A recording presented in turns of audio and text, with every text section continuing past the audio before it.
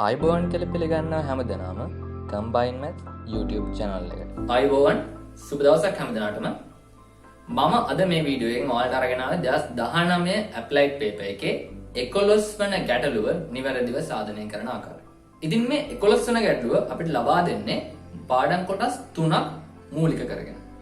ඒ පාඩම් කොටස් 3 තමයි නිර්ධරණය සරල රේඛාව චලිතය. එන අපි පාඩමට කියනවා ප්‍රවේගකාල ප්‍රස්ථාර කියලා. ඒ පාඩම සහ ඊළඟට සාපේක්ෂතාවය. හරිද? සාපේක්ෂ ප්‍රවේග සම්බන්ධයෙන් වෙන පාඩම ඊළඟට ප්‍රක්ෂිප්ත. හරිද? ඔන්න ඔය පාඩම් කොටස් තුනෙන් තමයි අපිට මේ ප්‍රශ්නේ දෙන්නේ. ඒ කියන්නේ ඔය පාඩම් කොටස් තුනෙන් දෙකක්. දැන් මේ 2019 අවුරුද්ද අපිට ලබා දී තියෙන්නේ ප්‍රවේගකාල ප්‍රස්ථාර සහ සාපේක්ෂතාවය කියන පාඩම් කොටස් දෙකෙන්. සමහරවිට මේ අවුරුද්දේ සාපේක්ෂතාවය සහ ප්‍රක්ෂිප්ත කියන පාඩම් කොටස් දෙකෙන් ප්‍රශ්න ලැබෙන්න පුළුවන්. අපිට කියන්න බෑ හරියටම කොහොමද ඔය තුන ගැනම අපිට හොඳ දැනුමක් තියෙන්න ඕන. ඒ වගේම තව වැදගත් කාරණාවක් තියෙන මේ ප්‍රශ්නේ තුලදී අපිට පාර්ට් A ප්‍රවේගකාල ප්‍රස්ථාරයෙන් ලබා දුන්න මේ අවුරුද්දේ ඒ වගේම පාර්ට් B සාපේක්ෂතාවයෙන් ලබා දුන්නා. එතකොට එක ප්‍රශ්නයක් ඉතුරු වෙනවා. කියන්නේ එක පාඩමක් අපිට ඉතුරු වෙනවා ප්‍රක්ෂිප්ත. ඔය ප්‍රක්ෂිප්ත වලින් අපිට ප්‍රශ්නයක් ලැබෙනවා මුල කොටසේ. හරිද? ඒ කියන්නේ මුල් ගණන් 10 තුල. ඕම තමයි මේ පේපරේ ප්‍රශ්න ටික සැකසෙන්නේ. දැන් හිතන්නකෝ ඊළඟ අවුරුද්දේ ප්‍රක්ෂිප්ත ගාන අපිට 11 වෙනි ගානේ පාර්ට් A වලට සහ B කොටසට සාපේක්ෂතාවයෙන් ගැටලුව ලබා දුන්නොත් අනිවාර්යයෙන්ම ප්‍රවේගකාල ප්‍රස්ථාර ගැටලුව මුල් ගණන් 10 තුල තියෙනවා. හරිද? ওই විදිහට තමයි අපිට ප්‍රශ්න සැකසෙන්නේ. ඒ නිසා අනිවාර්යයෙන්ම මේ පාඩම් තුනටම ඔයාලා සූදානම් වෙලා යන්න. ඉතින් මේ 2019 ඇප්ලයිඩ් පේපර් එකේ 11 වෙනි ගානේ A කොටස අපිට ලබා දීලා තියෙන්නේ ප්‍රවේගකාල ප්‍රස්ථාර වලින්. අපි මුලින්ම අන්න ඒ ගැටලුව සාධනය කරලෙමු. ඊළඟට යමු පාර්ට් B එකේ තියෙන සාපේක්ෂතාවය ඔස්සේ ලබා දෙන ගැටලුව සාධනය කරන්න. ගැටලුව අපිට ලබා දී දෙන්නේ මෙන්න මේ ආකාරයට. P හා Q මෝටර රථ දෙකක් සුජු පාරක් දිගේ නියත ත්වරණ සහිතව එකම දිශාවකට චලනය වේ. කාලය t සමානයි බිඳුවේදී P හි වේගය u ද Q හි ප්‍රවේගය u ධන 9ද වේ. P හි නියත ත්වරණය f ද Q හි නියත ත්වරණය f ධන 1/10 ද වේ. පළවෙනි ප්‍රශ්නේ විතර අපිට අහලා තියෙන්නේ t විශාල බිඳුව සඳහා p හා q හි චලිතවලට එකම රූපයක හා දෙවෙනි කොටසේ අපි අහලා තියෙන්නේ t විශාල බිඳුව සඳහා p ට සාපේක්ෂව q චලිතයට වෙනම රූපයක ප්‍රවේගකාල ප්‍රස්ථාරවල දල සටහනක් අඳින්න කියලා. ඉතින් බලන්න මේ පාර්ට් A කොටස. ඒ කියන්නේ ප්‍රවේගකාල ප්‍රස්ථාර ගානක් දීලා තියෙන්නේ ඇත්තරම සාපේක්ෂතාවය සම්බන්ධ කරලා. ඒතර හරියටම කිව්වොත් මේ 11 වෙනි ගාන අපිට සම්පූර්ණයෙන්ම ලබා දීලා තියෙන්නේ සාපේක්ෂතාවය ඇසුරේ. මොකද මේ ප්‍රවේගකාල ප්‍රස්ථාර ගැටලුව හදන්නත් අපිට සාපේක්ෂතාවය අවශ්‍ය වෙනවා. ඊළඟට B කොටස කොහොමද සාපේක්ෂ ප්‍රවේගයෙන් තමයි දීලා තියෙන්නේ. හරි. ඉතින් එහෙනම් මේ ගාන කරන්න සාපේක්ෂතාවය ගැන හොඳ අවබෝධයක් තියෙන්න ඕන. හරි. ඉතින් මම සාපේක්ෂතාවයේ මූලික સિદ્ધාන්ත ගැන ඔයාලට වීඩියෝ එකක් අරගෙන ආවා. හරිද? අන්න ඒ වීඩියෝ එක අනිවාර්යෙන් බලන්න. ඒ වීඩියෝ එක තුළින් ඔයාලට සාපේක්ෂතාවය ගැන හොඳ අවබෝධයක් ලබා ගන්න පුළුවන්. ඉතින් අන්න ඒ අවබෝධය ඔස්සේ ඔයාලට අනිවාර්යෙන් මේ ගාන හදන්න හැකියාව තියෙනවා. ඉතින් ඒ වගේම තව කාරණාවක් සඳහන් කරන්න දෙනවා 2009 A-level paper එකේ පළවෙනි ගැටලුව. හරිද? ඒ කියන්නේ අපිට මේ ප්‍රවේගකාල ඔස්සේ ලබා දුන්න ගැටලුව සාධනය කරලා ඊළඟට මෙන්න මේ ගාන හදන්න බලන්න. මොකද ඒ ගැටලුව හදපු කෙනෙක්ට මේ ගාන හදනවා කියන්නේ ඉතාමත් පහසු වැඩ. මොකද ඒ ගැටලුව සෑහෙන සංකීර්ණ ගැටලුවක්. ඒ සංකීර්ණ ගැටලුව නිවැරදිව සාධනය කරන කෙනෙකුට, ඒ කියන්නේ හොඳ අවබෝධයෙන් හදන කෙනෙක්ට මේ ගාන S2 පියමුණත් හදන්න පුළුවන් ගාන. ඒ තරම් මේ ගාන සරලයි. හරි, මම මේ ගාන වලට හදන දේ නිවැරදිව කියලා දෙන්නම්. ඉතින් ඒ දැනුම ඔස්සේ ඔයා 2009 දුන්නු ගානත් හදන්න උත්සාහ කරන්න. ඒ වගේම තවත් ප්‍රවේගකාල ගැටලු මේ විදිහට සාධනය කරන්න බලන්න. අන්න එතකොට ඔයාලට පුළුවන් මේ ප්‍රවේගකාල ඔස්සේ ලබා දෙන්න ඕනම ගැටලුවක් සාධනය කරන මට්ටමට එන්න. ඉතින් මේ ගැටලුව සාධනය කරන්න කලින් මුලින්ම අපි අපිට ලබා දුන්නු දත්ත ටික ලියාගෙන ඉන්න. හරි, අපිට කිව්වා P සහ Q කියලා. P කියලා මෝටර රථයේකුයි අපි P කියලා ගමු. තව Q කියලා මෝටර රථයේකුයි සුජු පාරක චලනය වෙනවා. හැබැයි මේ දෙන්න එකම මොහොතේ නැත්නම් එකම තැන ඉඳන් චලනය වෙනවාද කියලා අපි දන්නේ නැහැ. හරිද? එහෙම මුකුත් කියලා නැහැ. අපි දැන් නිකන් මෙහෙම එක මට්ටමින් මාක් කරගෙන අඳිමු. හරිද? මට මෙතන අවශ්‍ය වෙන්නේ යාගේ දත්ත ටික මාක් කරන්න විතරයි. හරි. u වේගයෙන් චලනය වෙනවලු p. අර p ගේ වේගය u. ඒ වගේම යාගේ ත්වරණය අපිට දීලා තියෙනවා simple f කියලා. හරිද? ඒ වගේම මෙයාගේ වේගය u ධන 9යි. එයාගේ ත්වරණය දීලා තියෙනවා f ධන 1/10යි. ඉතින් මේ දත්ත දිහා බැලුවාම අපිට පැහැදිලිව පේන කාරණාවක් තමයි q ගේ වේගයත් වැඩි ත්වරණයත් වැඩි. ඒ නිසා මේ දෙන එකට ඉඳන් ගමන පටන් ගත්තොත් අනිවාර්යෙන් පටන් ගන්න මොහොතේ ඉඳන්ම q ඉස්සරයි. මොකද අපි මේ ප්‍රවේගය කියලා කියන්නේ එයාගේ ඒකකය ms ඍණ 1. තප්පරයක් තුල ගමන් කරන දුර. තමයි මේ දිගදී. ඒතොර එක තප්පරයක් තුල මෙයා u කියලා දුරක් යද්දි. අපි හිතමු u කියන්නේ 10 කියලා. මීටර 10ක් යද්දි මෙයා මීටර 19ක් යනවා. පළවෙනි තප්පරේ පටන් ගත්ත මොහොතේම q ඉස්සරහින් ඊළඟට ත්වරණයෙන් සිද්ධ වෙන්නේ එයාගේ ප්‍රවේගය වැඩි කරන එක. ත්වරණයෙන් කරන්නේ නේද? ත්වරණය කියලා කියන්නේ ප්‍රවේග වෙනස් වීමේ ශීඝ්‍රතාවය. හරිද? ඒතර මේ මෙයාගේ ප්‍රවේගය q ගේ මෙන්න මේ කියන ත්වරණය මේ හා සමාන විශාලත්වයකින් එයාගේ ප්‍රවේගය වැඩි වෙනවා. p ගේ මෙන්න මේ f කියන විශාලත්වයෙන් තමයි වැඩි වෙන්නේ. අපි හිතමු එයාගේ ත්වරණය 2යි කියලා. එහෙනම් ආරම්භක මොහොතේදී වේගය 10 නම් තප්පරයකට පස්සේ එයාගේ වේගය 12ක් වෙනවා. ඊළඟ තප්පරේ 14. ඔය විදිහට දෙකෙන් දෙකට එයාගේ ප්‍රවේගය වැඩි කරනවා. ත්වරණයෙන් කරන්න ඕන නේද? හරි. ඉතින් ත්වරණ දෙක සැලකුවත් වැඩි ත්වරණය තියෙන මෙයාට. එහෙනම් මෙයාගේ ත්වරණය තමයි, කියන්නේ මෙයාගේ ප්‍රවේගය තමයි එන්න වැඩි වෙන්නේ. හරිද? ඉතින් ප්‍රවේග ආරම්භක ප්‍රවේගයත් වැඩි, ත්වරණයත් වැඩි. ඒ කියන්නේ මෙයා පටන් ගත්තයින් පස්සේ p-ට කවදාවත් q-ව අල්ලන්න හම්බෙන්නවත් නැහැ. හරිද? මොහොතින් මොහොත හැම තප්පරෙම වෙන්නේ ඈත් වෙන එක විතරයි. හරි? ඕක තමයි මේ දීපු දත්වල හැටියට මට ගන්න පුළුවන් නිකුත්. දෙන්න එකට පටන් ගත්තා. හරි? හදිස්සියකවත් p ඉස්සරහින් ගන්න පටන් ගත්තොත් ඉතා සුළු කාලයක් තුළදී q p-ව පහු කරලා යනවා. හරිද? හදිස්සියකවත් q ඉදිරියෙන් මේ ගන්න පටන් ගත්තොත් p-ට කවදාවත් q-ව දකින්න හම්බෙන්නේ නැහැ. මොකද ආරම්භක මොහොතේවත් එයා පේන්නේ නැහැ. අපෝ කවදාවත් q-ව දකින්න හම්බෙන්නේ නැහැ. හරිද? එකට පටන් ගත්තොත් නම් පටන් ගන්න වෙලාවෙ දකින්න පුළුවන්. ඒ දකින්න දේ විතරයි. ඊට පස්සේ ආව අල්ලන්න කොහෙත්ම බෑ. ඔන්න ඔක තමයි මේ දීපු දත්තවල හැටියට අපිට ගන්න පුළුවන් නේද? හරි. දැන් අපිට පළවෙනි ප්‍රශ්නේ කියලා තියෙන්නේ p හා q චලිත වලට ප්‍රවේග කාල ප්‍රස්ථාර සටහනක් අඳින්න කියලා. එකම රූපයක. ඒ කියන්නේ දෙන්නටම එකම රූපයක අඳින්න කියලා. හරි. ඉතින් අපි දැන් අඳිමු. මම මෙතනින් ඒ දේ පෙන්නන්න. අපි මේ ප්‍රවේග කාල ප්‍රස්ථාර අඳිද්දි අනිවාර්යයෙන්ම අනුගමනය කරන්න ඕන පියවරක් තියෙනවා. අක්ෂ දෙක නම් කරන්න ඕන. හරිද? ඉතින් මේ තියෙන්නේ කාලක්ෂය. ප්‍රවේග කාල ප්‍රස්ථාරයන්. එහෙනම් මේ තියෙන්නේ ප්‍රවේග සම්බන්ධ අක්ෂය. එහෙනම් මෙයා v. හරි අපිට ඕනනම් පුළුවන් ඒකක දාන්න. ඒකක සඳහන් කිරීම අනිවාර්ය නැහැ. මෙතන අපිට ඒකක දුන්නා. හරිද? හැබැයි ඒක සඳහන් කිරීම අනිවාර්ය නැහැ. හැබැයි මේ t සහ v නම් කිරීම අනිවාර්යයි. එහෙම නම් නොකරොත් නිකන් ලකුණු කපා ගන්න ඉස්ද. හරි. ඔය ප්‍රස්ථාරේ නිවැරදිව ඇඳලා ලකුණු පහක් නිකන් කපා ගන්න වෙනවා. අක්ෂ නම් නොකර තිබ්බොත්. ඒ නිසා ඒ වැරද්ද කරන්න බෑ අනිවාර්යෙන්. ඇඳ සැනින්, ඒ කියන්නේ අක්ෂ දෙක ගහපු සැනින් මේ දෙක නම් කරන්න මතක තියාගන්න. හරි.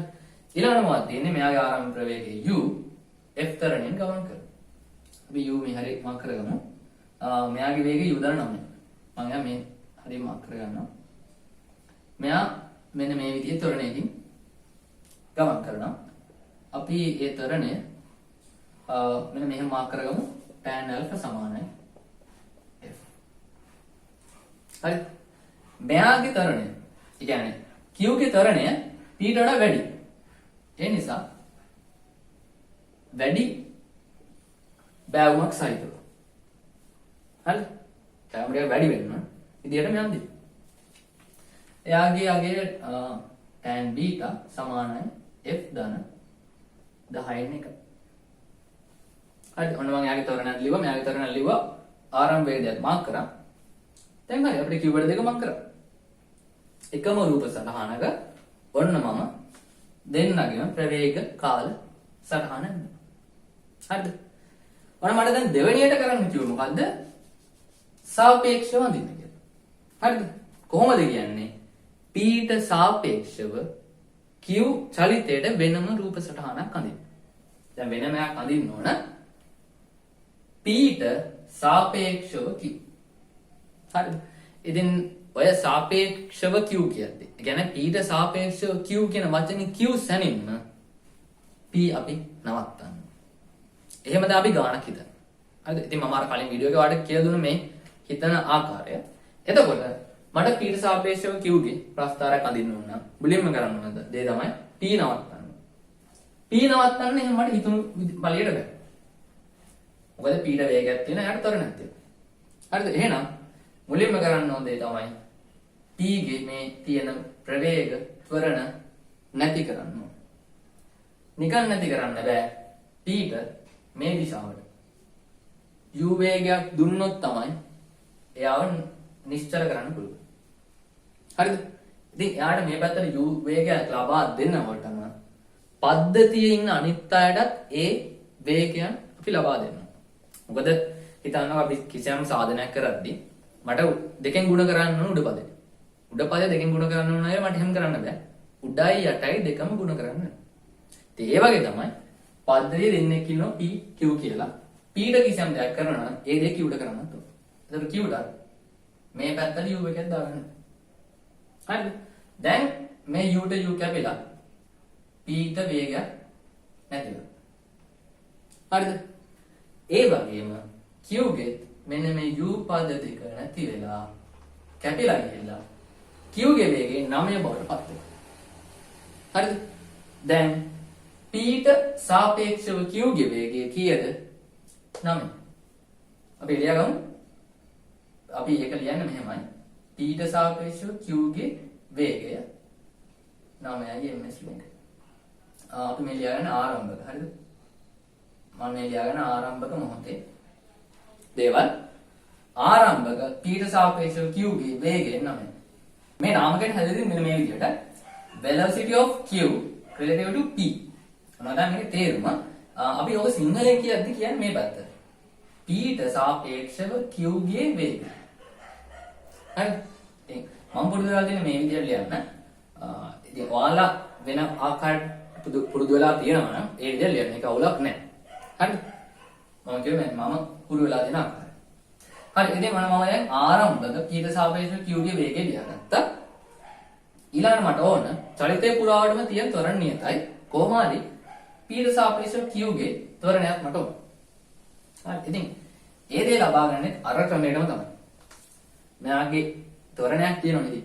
අංශුව දැන් මම නිශ්චල කරලා වැඩක් නැහැ. එයාට ත්වරණයක් තිබ්බොත් එයා ගමන් කරනවා. ඉතින් මේ ත්වරණයත් මම නවත්තනවා. ත්වරණය නවත්තන්න නම් අනිත් පැත්තට f කෙනෙක් යොදන්න ඕන. ඒතර මේ f ට මේ අපි දාන f කැපිලා එයාගේ ත්වරණයක් ශුන්‍ය වෙනවා. ඒතර ත්වරණයකුත් නැහැ, ප්‍රවේගයකුත් නැහැ. එයා නිශ්චලයි.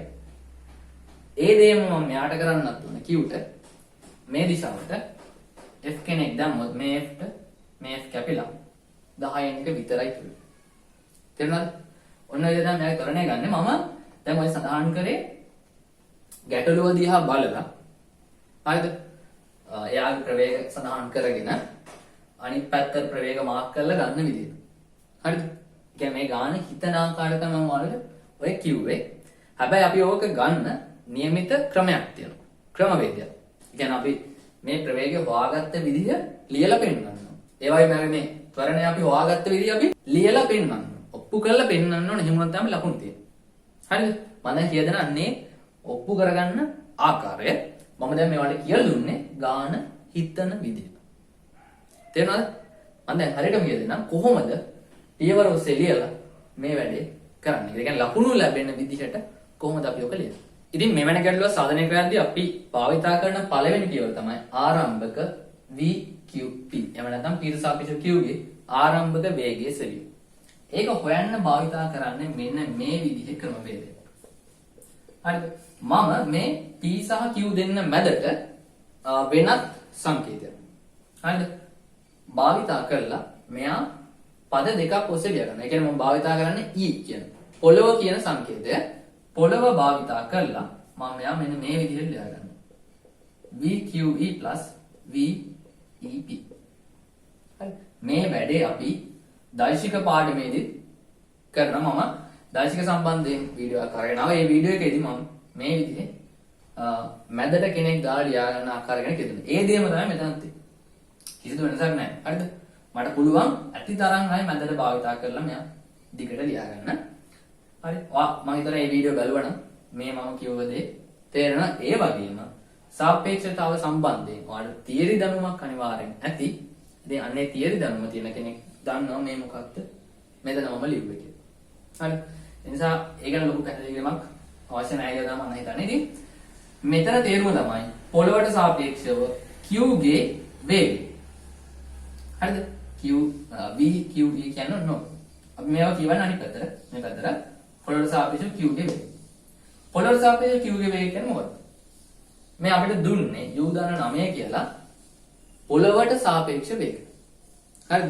කිසියම් ගැටලුවකදී q ගේ වේගය මෙන්න මෙයාගේ p ගේ වේගය මෙයාගේ මේ බස් රථයේ වේගය මෙයාගේ කියලා දුන්නොත් ඔය දෙන හැමදේම දෙන්න අපිට පොළවට සාපේක්ෂව. හරිද? ඒ නිසා මේ ලබා දුන්නේ පොළවට සාපේක්ෂ අගය. ඒක මේ පැත්තට u දාන 9 දිශාවත් එක්ක දාගන්න. ඊළඟට මට ඕන p ට සාපේක්ෂව පොළවේ වේගය. ඉතින් අපි කිසි කෙනෙක්ට මේ පොළවේ වේගයක් හොයන්න බෑ. ඒ කියන්නේ p ට සාපේක්ෂව පොළවේ වේගය ගැන අපිට හිතන්න බෑ. හරිද? හැබැයි අපි දන්නවා මොකද්ද? පොළවට සාපේක්ෂව p ගේ වේගය. හරි? පොළවේ වේගය ගැන හිතන්න අමාරුයි. හැබැයි පොළවට සාපේක්ෂව p ගේ වේගය ගැන කතා කරන්න පුළුවන්. ඒක කීයද? මේ පැත්තට u. හරි. ඉතින් මේ තියෙන්නේ පද දෙක මාරු වෙලානේ. පොළවට සාපේක්ෂව p මට ඕන p ට සාපේක්ෂව පොළව. ඉතින් මට පුළුවන් මේ දෙන්න පද දෙක මාරු කරන්න. එතකොට ඒ පද මාරු වෙද්දී එක්කම යාගේ දිශා මාරු වෙන්න ඕනේ. එහෙම නැත්නම් ඉදිරියෙන් ඍණක් වැටෙනවා.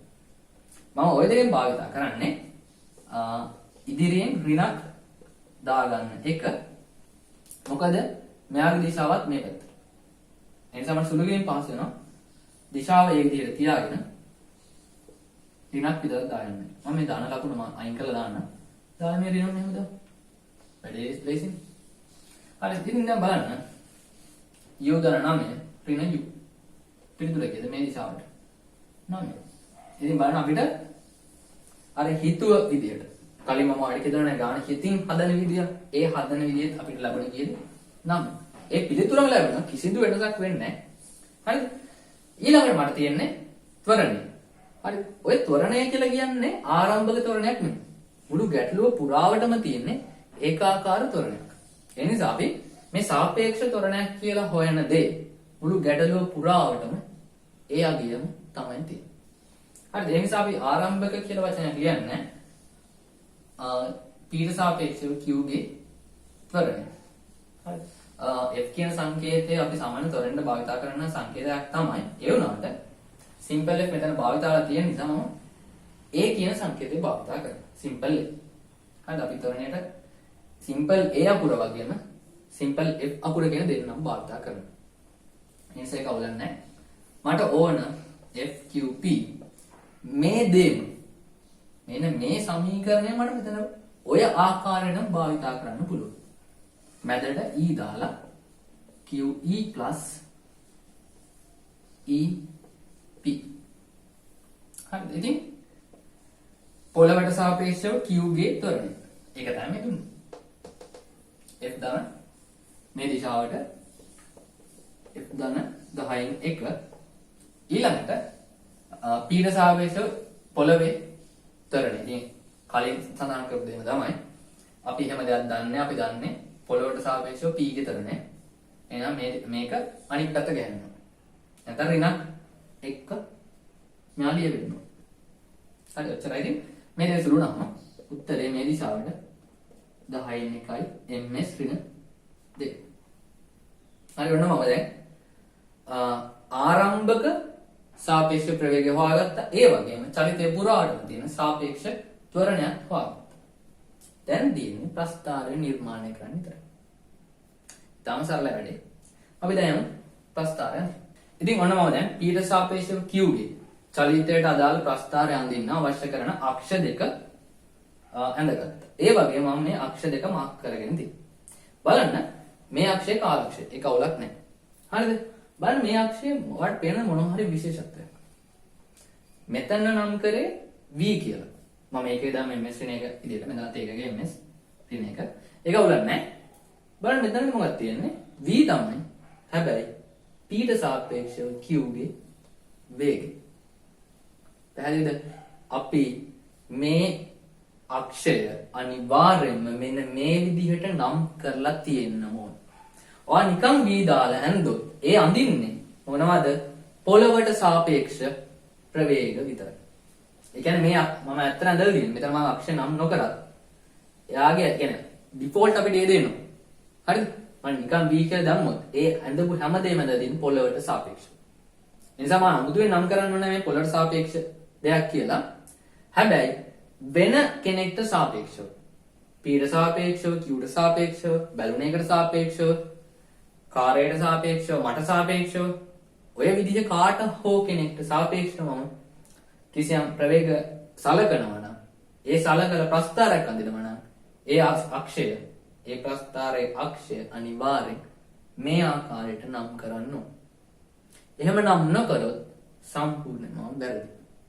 ඒ නිසා මෙන්න මේ නම් කිරීම මෙන්න මේ දේ අනිවාර්යෙන් හරියට මතක තියාගන්න. ඒක වැරද්දුවොත් හෝ නොලියනොත් ලකුණු නැති වෙන්න පුළුවන්. හරි. ඉතින් මම දැන් හරියට අක්ෂය නම් කරගෙනදී නම් කරගත් අක්ෂය අනුව මේ දත්ත මාක් කරගන්න. ආරම්භක වේගය 9. මම 9 මේ හරිය මාක් කරගන්න. ත්වරණය 10 1යි. ඒ කියන්නේ පොඩි ත්වරණයක් තියෙනවා. මම මේ විදිහට මාක් කරගන්න. මම පොඩි ත්වරණයක් සහිතව මම ගමන් කරනවා. හරි. අපි මෙයාට දාගමු ඇල්ෆා බීටා පාවිච්චි කරන්න. ගාමා කියලා. tan ගාමා සමානයි 10 1යි. හරි. ඔය විදිහට අනිවාර්යයෙන් මම මේ දැන් අනුගමනය කරපු පියවර ඔයාලත් පේපර් එකේ අනුගමනය කරන්න. ඒක අනිවාර්යයි. මොකද ඔයාදින ප්‍රවේගකාල ප්‍රස්ථාරයේ ආරම්භක ප්‍රවේග දන්නවනම් අනිවාර්යෙන් ඕන. ඒ වගේම එයාගේ ත්වරණය හෝ මන්දනයන් අපිට දීලා තියෙනවා නම් මේ විදිහට තිරසට ආනත කෝණය සඳහන් කරලා tan alpha tan beta එනනම් tan ඒ අදාළ කෝණය සමානයි එයාගේ ත්වරණය කියලා ලියන්න. හරිද? ඒ පියවර අනිවාර්යෙන් අනුගමනය කරන්න. මම දැන් දෙන සමහරු මේ අක්ෂය මතම එයාගේ ත්වරණය ලියනවා. හැබැයි මම නම් මේ ක්‍රමයෙන් අනුමත කරන්නේ නැහැ. හොඳම දේ තමයි මේ විදිහට ලියන එක. මොකද අපිට ඉදිරියේදී මේ ගැටලුව සාධනය කරන්න අවස්ථාවකදී වුණත් මේ දේ භාවිතයට ගන්න පුළුවන්. ඔන්න මම දැන් ගැටලුව තුල අපිට කියපු මුල්ම වැඩ දෙක කරලා ඉවරයි. හරිද? ප්‍රවේගකාල ප්‍රස්ථාර දෙකක් වෙන වෙනම අඳින එක තිබුණා මම දැන් අන්නේ. ඒක හරි. ඊළඟට අපි ප්‍රශ්න අහන්නේ කාලය t සමාන බිඳුවේදී p මෝටර රථය q මෝටර රථයට වඩා මීටර 200ක් ඉදිරියෙන් සිටින බව තවදුරටත් දී ඇත. p පසු කර යාමට q ගනු ලබන කාලය සර. ඉතින් බලන්න ඔය දේ මම මීට කලින් මේ දේ ගැන හිතද්දි ඔයාලට පැහැදිලි කරා. මම කියනවා මේ තිබු දත්තරට අනුව අපිට හිතන්න පුළුවන් දේවල් තියෙනවා කියලා ගොඩක්. ඉතින් එතනදී මම කිව්වා p q ට වඩා ඉදිරියෙන් ඉඳියොත්. හරිද? එන අනිවාර්යෙන් ඉතාසුළු කාලයක් තුලදී q p ව පහු කරලා යනවා. දැන් අපිට කියනවා ගානේ p මීටර් 200ක් ඉදිරියෙන් ඉන්නේ කියලා. ඉතින් එහෙනම් බොහොම පොඩි කාලයක් තුලදී q p ව පහු කරගෙන යනවා. හරිද? ඉතින් අපෙන් අහන්නේ පහු කරලා යන්න කොච්චර කාලයක් ගත වෙනවද කියලා. ඔය හිතන්න මෙන්න මෙහෙමයි. මම දැන් කියවනේ මේ ගාන හදන්න. ඒ කියන්නේ p ට සාපේක්ෂව q කියන වචනේ කිව්ව සැනින්ම p නවත්තන්න ඕනේ කියලා. p නවත්තුවට පස්සේ q ගේ වේගය කීයද? 9. එයාගේ ත්වරණය කීයද? 10න් 1. හරිද? තර q ගමන් කරන්නේ ආරම්භක වේගය 9 වූ ත්වරණය 10න් 1 වූ චලිතයක් ඔස්සේ. හරිද? ඒ ආකාරයට තමයි චලනය වෙන්නේ. ඉතින් අන්න ඒ ප්‍රස්ථාරය දැන් මම මෙයාට ගත්තා. ඉතින් ඔය මාස නාම කරපු දේ ඔයාලට වඩාත් පැහැදිලි වෙන්න මම ඔයාලට රූප සරණක් අඳිනවා. හරිද? ඒ කියන්නේ අපිට P ඉන්නේ ඉදිරියෙන්. ඒ වගේම P දැන් මේ වෙනකොට නැවතිලා ඉන්නේ. P මේ ඉන්නේ. හරිද? P දැන් නැවතිලා ඉන්නේ. මොකද හේතුව මම P ට සාපේක්ෂව Q ගේ චලිතය සලකීම ආරම්භ කරා. හරිද? එතකොට දැන් මෙයා නැවතිලා ඉන්නේ. මෙයාගේ වේගයේ බිඳුවයි ත්වරණයේ බිඳුවයි එයා ඉන්න තැනම ඉන්නවා. Q දැන් ආරම්භක වේගය 9 සහ එයාගේ ත්වරණය 10න් එකක් විදිහට මෙන්න මේ පැත්තට චලනය කරනවා. හරිද? ඉතින් මෙහෙම චලනය වෙන කෙනාට පොඩි කාලයක් ඇතුළතදී අනිවාර්යෙන් මේ P කරා ළඟා වෙන්න පුළුවන්. හරිද? ඉතින් මම හිතනවා එයාට P කරා එන්න ගත වෙන කාලය කැපිටල් T විදියට. හරිද? එතකොට මෙන්න මේ ප්‍රස්ථාරය හා x අක්ෂය අතර හැදෙන වර්ගඵලය දෙනවා. මම ඔබට ඒක මෙහෙම පාට කරගන්නවා. ඔය පාට කරගත්ත වර්ගඵලයෙන් මට මොකක්ද ලැබෙන්නේ? මේ p ට සාපේක්ෂව q ට ගමන් කරන්න ඕන දුර. දැන් එයා ගමන් කරන දුර. p නැවතිලා නම් ඉන්නේ q මීටර් 200ක් පස්සේ නම් ඉන්නේ. p වහම්බෙන්න q ට මීටර් 200ක් ඉස්සරහට යනවා. හරි? එහෙනම් මේ කොටස වර්ගඵලය මීටර් 200 මීටර් දාන්න. හරි? ඉතින් ඔච්චරයි වැඩේ. මෙයාගේ වර්ගඵලයට ප්‍රකාශනයක් ලබා ගත්තා නම් එයා සමාන කරන 200ට බොහොම පහසුවෙන් වල t ලැබෙනවා. ඔච්චරයි මේ ගන්න තියෙන්නේ. ඉතාලම සරලයි. හරිද? ඒ වගේ මම හිතනවා මේ රූප සරණ වලට පැහැදිලි වෙනද කියලා. දැන් අපි ඒ සුළු කිරීමට යමු. ඒ කියන්නේ කාලය හොයාගන්න. ඉතින් මේ කාලය හොයද්දී බලන්න මේ තියෙන්නේ ට්‍රපීසියම් එක. හරි වර්ගඵලයකට වන ට්‍රපීසියම් එක තියෙන්නේ. ට්‍රපීසියම වර්ගඵලය හොයන්න අපි සමාන්තර පාද දෙක එකතු කරලා දෙකෙන් බෙදලා ලම්බක දුරේ ගුණ කරනවා. දැන් මුලින්ම හොයාගන්න ඕනේ මේ ට්‍රපීසියමේ සමාන්තර පාද දෙක මොකක්ද කියලා. මේ තියෙන සමාන්තර පාද දෙක. එහෙනම් ඒ ලම්බ උස මේ දෙක. તો ලම්බක උස තමයි t කියන්නේ. එක සමාන්තර පාදයක් මම දන්නවා. අනිත් සමාන්තර පාදය මම දන්නවා. එහෙනම් මුලින්ම මම මෙන්න මේ සමාන්තර පාදය හොයාගෙන ඉන්නවා. හරිද?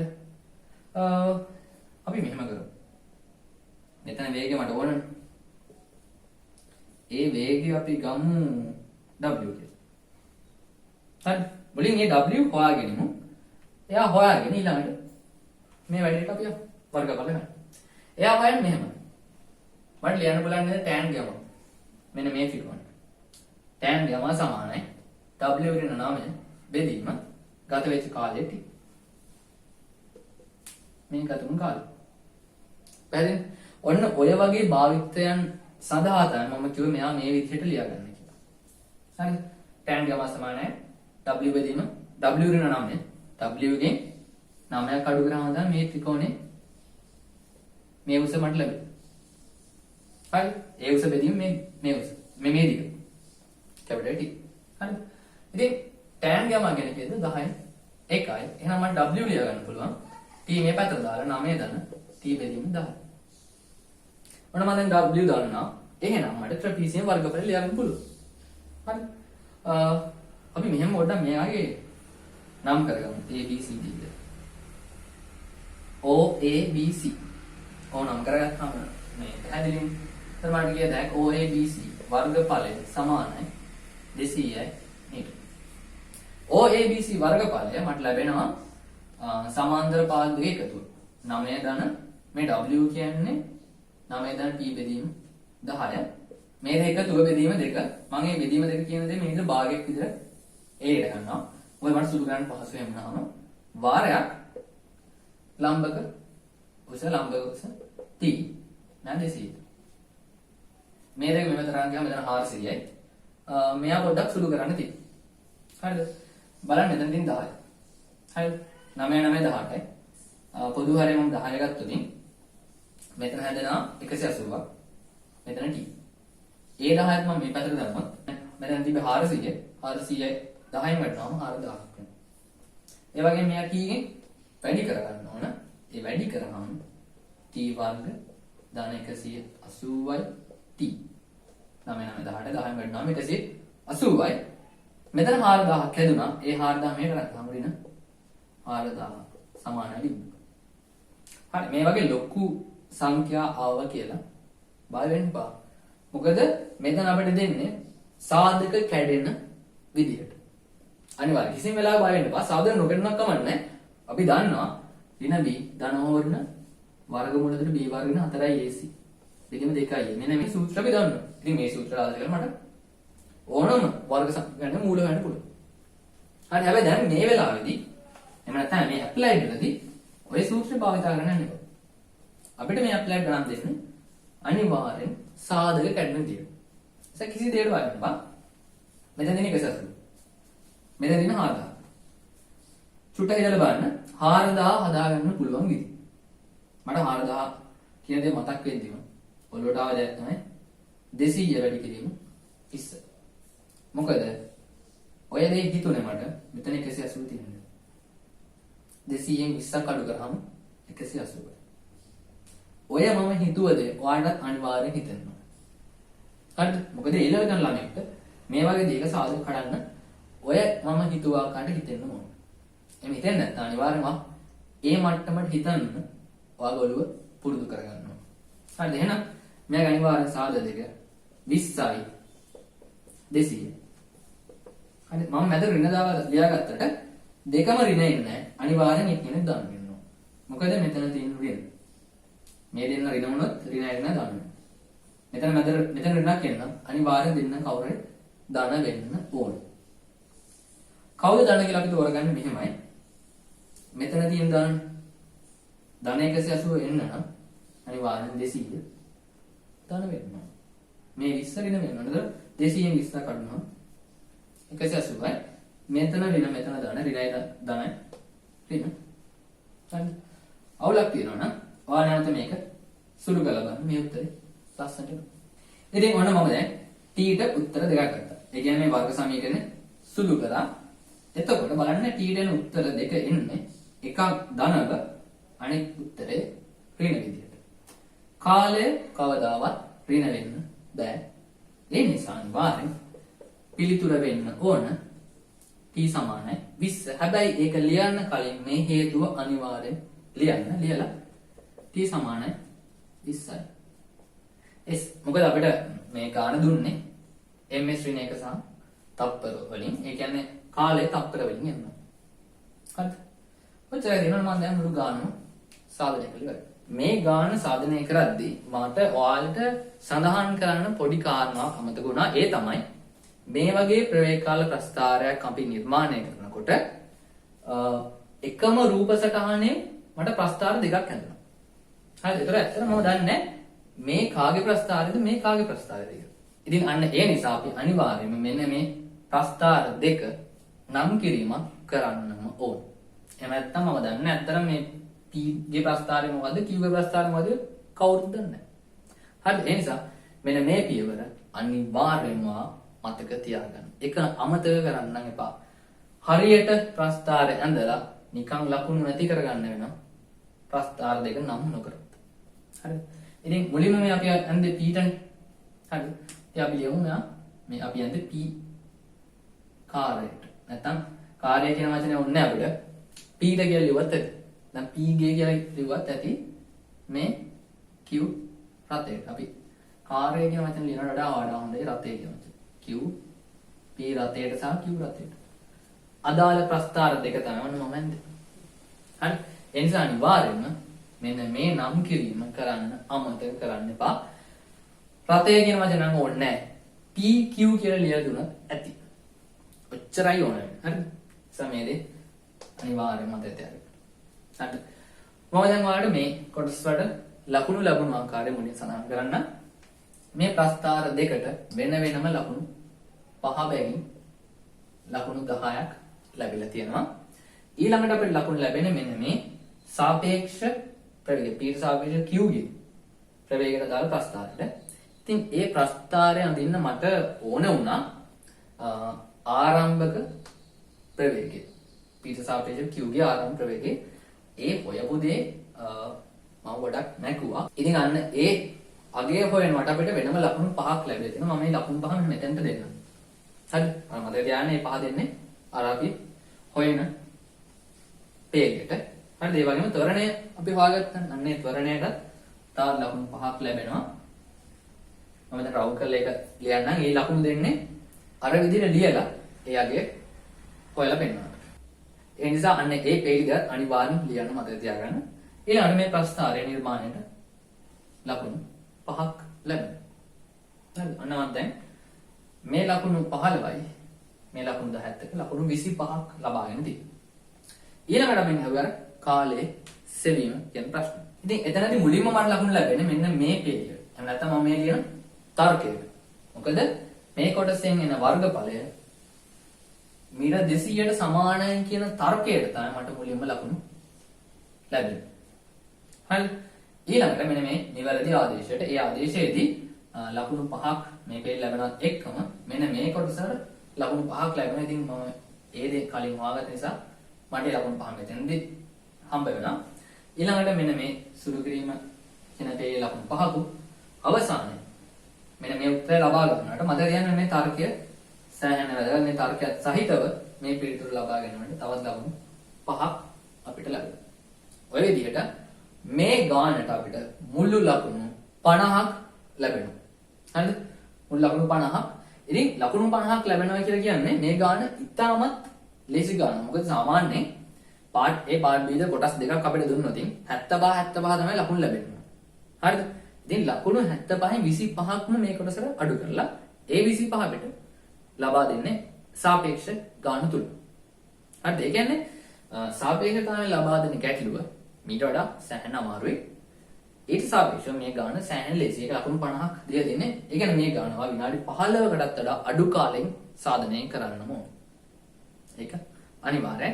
දැන් අපි යමු මෙතනදී සාපේක්ෂ කතාව අපිට භාවිත වුණා. ඉතින් ඔය දැනුම ඔලේ තියාගෙන අපි යමු සම්පූර්ණයෙන්ම සාපේක්ෂතාවය නැත්නම් සාපේක්ෂ චලිතය සාපේක්ෂ ප්‍රවේගය ඔස්සේ ලබා දෙන ගැටලුව සාධනය කරගන්න. මේ ගැටලුව අපි ලබා දෙන්නේ මෙන්න මේ විදිහට. සමාන්තර සුජු ඉවුරු සහිත පළල A වූ ගඟක U ඒකාකාර ප්‍රවේගයෙන් ගලයි. රූපේ ABC හා D යනු ඉවුර මත වූ ලක්ෂ්‍ය සමචතුරස්‍රයක ශීර්ෂ වේ. ජලයට සාපේක්ෂව නියත v වේගයෙන් චලනය වන B1 හා B2 බෝට්ටු දෙකක් එකම මොහොතක A සිට ඒවායේ ගමන් ආරම්භ කරයි. හරි. ඉතින් ඔය කිව්ව දේ තමයි මම මේ රූප සරණ ඇඳගෙන තියෙන්නේ. යුරෝ මත තියෙන ලක්ෂ්‍ය හතරක් මේ තියෙන්නේ. ගඟ U වේගයෙන් මෙහෙට ගලනවා. B1 සහ B2 කියලා බෝට්ටු දෙකක් ඒ වලින් ගමන් ආරම්භ කරනවා. එකම මොහොතේකටම මේ දෙන්න ගමන ආරම්භ කරන්නේ. B1 ගමන් කරන්නේ මෙන්න මේ විදිහට. මුලින්ම AC දිගේ. මේ AC දිගේ මුලින්ම C වෙත යනවලු. ඊළඟට CD දිගේ D වෙත යනවා. AC ට ගිහිල්ලා ඊට පස්සේ C වල ඉඳන් යා D ට යනවා. ඒක තමයි B1 ගේ ගමන් මාර්ගය. ඊළඟට B2 ගේ ගමන් මාර්ගය තියෙන්නේ මුලින්ම යා A වල ඉඳන් B වෙත ගමන් කරනවා. ඒ කියන්නේ මේ ඉවුර දිගේ යනවා. ගිහිල්ලා B වල ඉඳන් ඊළඟට යා D කරා ගමන් කරනවා. ඔන්න හොඳයි ගමන් මාර්ගය අවසානයේ A වල ඉඳන් දෙන්නම D දක්වා ගමන් කරනවා. හරි. පටන් ගන්න A වලින් ඉවර කරන්නේ D වලින්. දෙන්නගෙම චලිත කොහොමයි. හැබැයි මාර්ග දෙකක් ඔස්සේ යනවා. ඔන්න ඔය දේ තමයි වැදගත්. හරි. ඊළඟට අපි දැන් ප්‍රශ්නෙට අහන්නේ මෙන්න මේ දේ. එකම රූපයක B1 හි A සිට C දක්වාද B2 හි B සිට D දක්වා චලිත සඳහා ප්‍රවේග ත්‍රිකෝණවල දල සටහනක් අඳින්න කියලා. ඉතින් මේ සාපේක්ෂ ප්‍රවේග කියන පාඩම කියන්නේ තියරි කොටස් ගොඩක් තියෙන පාඩම. ඉතින් මේ පාඩමේදී මූලිකවම කතා වෙන තියරි කොටසක් තමයි ප්‍රවේග ත්‍රිකෝණ නිර්මාණය. හරිද? ඔන්න ඔය ප්‍රවේග ත්‍රිකෝණ නිර්මාණය තමයි අපි ඇත්තට මේ මුළු ගානම සාධනය කරන්නේ. අපිට හදිස්සියව ප්‍රවේග ත්‍රිකෝණය නිර්මාණය කරගන්න බැරි වුණොත් මේ ගානම හදන්න බැරි වෙනවා අපිට. ඒක හරියට අපි කලින් නිර්මාණය කරපු ගානේ මට ප්‍රවේග කාල ප්‍රස්ථාරයේ නිවැරදිව නිර්මාණය කරගන්න බැරි වුණොත් අනිවාර්යෙන් මුළු ගානම වැරදි. හරිද? අන්න ඒ වගේ තමයි යාගේ වැදගත්ම දේ තමයි ප්‍රවේග ත්‍රිකෝණ. ඉතින් ඒ නිසා ඔයාලා අනිවාර්යෙන්ම ඕනම ආකාරයකට ගාන දුන්නාම ප්‍රවේග ත්‍රිකෝණයක් නිවැරදිව ඇඳගන්න හැකියාව ලබා ගන්න. මොකද මේ අවුරුද්දෙත් අනිවාර්යෙන්ම B කොටස ලැබෙන්නේ සාපේක්ෂ ප්‍රවේගයට අදාළව. හරිද? මොකද පසුගිය විභාග ප්‍රශ්න පත්‍රවල රටාව අධ්‍යයනය කරාම පැහැදිලිව පේනවා අනිවාර්යෙන් මේ පාරත් B පාර්ට් එක එන්නේ සාපේක්ෂතාවයෙන් තමයි. ඒ නිසා හොඳටම ප්‍රවේග ත්‍රිකෝණයක් නිවැරදිව නිර්මාණය කරන්න පුරුදු වෙලා යන්න. එහෙම වුණොත් මේ ගණන ලීසින් කරන්න පුළුවන්. මොකද ඒ ත්‍රිකෝණය නිර්මාණය කිරීම විතර අපිට අමාරු කාර්යයකට තියෙන්නේ. එතනින් පස්සේ වැඩි ඉතා සරලයි. හරි. මොකද ඒ සුළු කිරීම කරන්න අපිට ඕන වෙන සාමාන්‍ය ඕලෙවල් ගණිතය. එච්චරයි. අමාරුම දේ ප්‍රවේග ත්‍රිකෝණය නිර්මාණය. හරි. ඉතින් මම දැන් මේ ගැටලුවට අදාළ ප්‍රවේග ත්‍රිකෝණය කොහොමද නිර්මාණය කරන්න කියලා කියලා දෙන්නම්. ඊළඟට ඔයාලා තවත් මේ විදිහේ ගැටලු සාධනය කරලා හොඳ අවබෝධයක් ලබා ගන්න කොහොමද ප්‍රවේග ත්‍රිකෝණ නිර්මාණය කරන්න කියලා. ඉතින් මේ જાති ගැටලු සාධනය කරද්දී අපි අනුගමනය කරන විශේෂ පියවරක් තියෙනවා. ඒ තමයි අපි මෙයාලගේ මොන වේගයක් ලියුවත් ඒ ලියන හැම වේගයක්ම ලියන්නේ කාට හරි සාපේක්ෂව. මොකද පාඩම සාපේක්ෂ ප්‍රවේගය නිසා අනිවාර්යයෙන්ම ලියන හැම ප්‍රවේගයක්ම සාපේක්ෂතාවය සඳහන් කරලයි ලියන්න ඕන. කලින් ගාන ගත්තොත් කලින් ගාන අපිට වාහනේ වේගය Q වාහනේ වේගය U කියලා දුන්නොත් අපි කවදාත් ඒක ලියන්නේ නැහැ පොළොවට සාපේක්ෂ වේගය කියලා. අපි නිකන් Q කියලා කෙනෙක් මාක් කරගන්නවා. එයාගේ වේගය U කියලා ලියනවා. අපි ඔච්චරයි කරන්නේ. හරි. කවදාවත් ලියන්නේ නැහැ පොළොවට සාපේක්ෂව Q ගේ වේගය U කියලා. හැබැයි මේ පාඩමේදී එහෙම නෙමෙයි. අනිවාර්යෙන් අපි දත්ත මොන හරි ලියනවා නම් ඒ ලියන හැමදේම මෙන්න මේ විදිහට ලියන්නයි ඕන. හරිද? ඒ කාරණාව හොඳින් මතක තියාගන්න. දැන් ඉතින් අපිට තියෙන්නේ අපිට අඳින්න ඕන ප්‍රවේග ත්‍රිකෝණ දෙකක් තියෙනවානේ. හරිද? අන්න ඒ දෙන්නගේ දත්ත ටික අපි හරියට සඳහන් කරගන්න ඕන. හරිද? මුලින්ම මට කිව්වේ B1 බෝට්ටුවේ චලිතයට මේ A ඉඳන් C දක්වා. හරිද? B1 බෝට්ටුවේ AC චලිතයට. ඔන්න ඔය චලිතයට අදාළ ප්‍රවේග ත්‍රිකෝණ තමයි මුලින්ම හඳගන්න බලන්න. ඉතින් ඒ ත්‍රිකෝණයක් අපි අඳින්න කලින් අනිවාර්යයෙන්ම අපි ලියා ගන්න ඕන. අනුගමනය කරන පියවරක් තියෙනවා. ඒ තමයි අපි මෙයාගේ වේග. අපි දන්නවා වේග ටික අපි කලින් අර මතකද ගානේ ලිව්වා. VQP සමානයි VQE ධන VT විදිහට. මෙන්න මේ විදිහට අපි ඒ දන්න ප්‍රවේග අතර සම්බන්ධතාවයක් ලබා ගන්න ඕන. ඊළඟට අන්නේ සම්බන්ධතාවයේ ඔස්සේ තමයි ත්‍රිකෝණය මොම නිර්මාණය කරන්නේ. හරිද? එහෙනම් මේ අවස්ථාවට ඔන්න ඔය ආකාරයේ සම්බන්ධතාවයක් අවශ්‍යයි. එතකොට අනිවාර්යෙන් මට කිසියම් වස්තුන් තුනක් ඔබ්ජෙක්ට් තුනක් ඕන. එතකොට මේ ගැටලුව තුල ඉන්න තුන් දෙනා තමයි පොළොව කොහොමද අපිට ඉන්නේ. ඒ කියන්නේ ඊළඟට බෝට්ටු දෙකක් තියෙන හැබැයි බෝට්ටු දෙකේ මම සලකන්නේ මුලින්ම එක බෝට්ටුව. එතකොට ඒ අදාළ බෝට්ටුව ඊළඟට මට අනිත් බෝට්ටුව ගන්න බෑ. හරිද? අපි ඊළඟට සලකන කෙනා තමයි මෙන්න මේ ගඟ. මොකද මේ ගැටලුවේ ඔය ගඟ කියන්නේ සෑහෙන විශේෂිත වූ කෙනෙක්. මොකද උතන හේතුව වෙන මේ දේ කලින් අපි හදුව ගැටලුව තියෙනවානේ. ඒ රත දෙකේ සාපේක්ෂ ප්‍රවේගයන් සලකලා අපි ගාන හැදුවේ. හැබැයි ඒ සාපේක්ෂතාවය සහ මේ සාපේක්ෂතාවය කියන්නේ පැහැදිලිවම දෙන්නේ. හරිද? හැබැයි එකම සංසිද්ධිය තියෙන්නේ ඒ වුණාට ඔක අපිට ඔලිවට ක්ලික් වෙන විදිහ ටිකක් වෙනස්. ඒ කියන්නේ අපිට මේ දේ එකපාරට ටච් වෙන්නේ නැහැ. මොකද ඒකට හේතුව මෙන්න මේ දේ. මම හිතනවා බෝට්ටුව ගමන් කරලා ඇති කියලා නෙමෙයි. හරිද? අපි ඒ බෝට්ටුව ගමන් කරද්දී අපිට තේරෙන්නේ දැන් මම හිතනවා නම් ඉස්සරහින් දුප්පතර මට යන්න ඕන කියලා මම බෝට්ටුව කොහොම හරි ඒ දිශට ගමන් කරන්න try කරනවා. හරිද? අපි හිතන්නේ ඉතින් අපි පොළොවට සාපේක්ෂව ගානට යනවා කියලා. හැබැයි එහෙම නෙමෙයි. බෝට්ටුවේ ඉන්න අපිට තේරෙන්නේ මේ අපි ගඟට සාපේක්ෂව තමයි ඇත්තටම යන්නේ. හරිද? මොකද ගඟේ කිසියම් දිශාවකට ගලද්දී මම ගඟට විරුද්ධව, ඒ කියන්නේ මට ඕන දිශාව දිහා බලාගෙන මේ මට ඕන ආකාරයට මම මේ සුක්කානම් හසුරවන්නේ. ඒ කියන්නේ බෝට්ටුව හසුරන මං ඒ විදියට. එතකොට ඇත්තට මට දැනෙන්නේ ගඟට සාපේක්ෂ ප්‍රවේගය. හැබැයි ඒක අපිට පේන්නේ නැහැ ඇත්තටම. හරිද? ඒක අත්දැකීම සෑහෙන අමාරුයි. එතකොට අපිට නෑ උඩේ ඉඳන් බලන කෙනෙක්ට තමයි ඔක ඇත්තට පේන්නේ. අපි ගගත් එක්ක බොර බද කොහොම හරි try කරනවා ඉස්සරහට යන්න. ඒ try කරද්දී අපේ බෝට්ටුවේ මුහුණට ගොඩක් කරලා තියෙන්නේ අපි යන දිශාවට නෙමෙයි. හරිද? ඔය දේ වලට හොඳටම අත්දකින්න පුළුවන් තැනක් තමයි හිතනවා හයියෙන් ගාන ගඟක ඔයා කෙලින් පීනන් try කරන්න. කවදාවත් කෙලින් පීනලා එහා පැත්ත ඉරුවට යන්න බෑ. කෙලින්ම මේ පැත්ත අනිත් පැත්ත ඉරුවට යන්න බෑ. මොකද ගඟේ වේගයත් එක්ක අපි මේ තවත් පල්ලෙහාට අරගෙන යනවා. හරිද? ඒතර මට ළඟා වෙන්න මම කෙලින් බලන් පීනුවට මෙන්න මේ වගේ තැනින් තමයි මට ගොඩ වෙන්නේ. හරිද? ඉතින් මට කෙලින් ගොඩ එන්න ඕන නම් හරිද? මේ යුරෙන් කෙලින් මෙහා පැත්ත යුරෙන් ගොඩ එන්න ඕන නම් මම මේ පැත්තට බලාගෙන තමයි පීනන්නේ. මොකද ගඟේ වේගයෙන් හරිද? නැත්නම් ගඟ මගින් මාව පල්ලෙහාට තල්ලු කරන්න බලනවා. මම පල්ලෙහාට රන් යන්න බලනවා. ඉතින් අන්න ඒ පල්ලෙහාට රන් යාමට විරුද්ධව කාර්යයක් මම කරනවා. ඒ නිසා මම ඉතින් මේ පැත්ත බලාගෙන යනවා. මම මෙහෙට යන්න try කරද්දී ගඟ පොඩ මම පල්ලෙහාට දානවා. හරි? මම ඒත් මේ පැත්තට යනවා. ගඟ නැවත මාව පල්ලෙහාට දානවා. ඒ දාද්දි කොහොම හරි මම වැටෙන්න මෙන්න මේ රේඛාවට වුණොත් අනිවාර්යයෙන්ම මම එහා යුරේ නවතිනවා. හරි එතකොට එහෙනම් මට දැන් ඕන කොහම හරි එනන් C දක්වා යන්න. එතකොට මම බෝට්ටුව මෙන්න මේ රේඛාව දිගේ අරන් ගියොත් කවදාවත් C වලට යන්න බෑ මට. පැහැදිලිද?